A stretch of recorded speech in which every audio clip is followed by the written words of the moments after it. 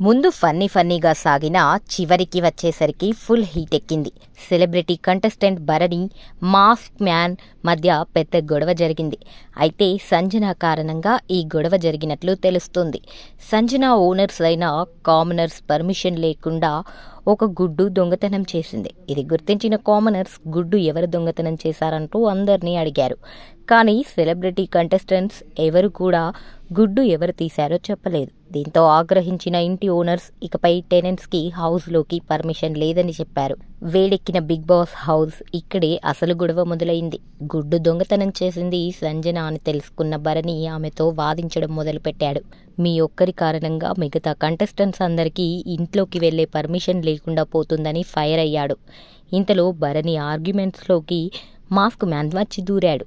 దీంతో mask man versus భరణిగా గొడవ చెలరేగింది. ఇద్దరూ ఒకరిపై ఒకరు గట్టిగా అరుచుకున్నారు. హౌస్లో అడుగుపెట్టినప్పటి నుంచి కూల్గా కనిపించిన భరణి ఈరోజు విశ్వరూపం చూపించారు. ఒక్కసారిగా హౌస్ అంతా వేడెక్కింది. మరి ఈ గొడవలో తప్పెవరిది తెలియాలంటే ఎపిసోడ్ పూర్తిగా చూడాల్సిందే.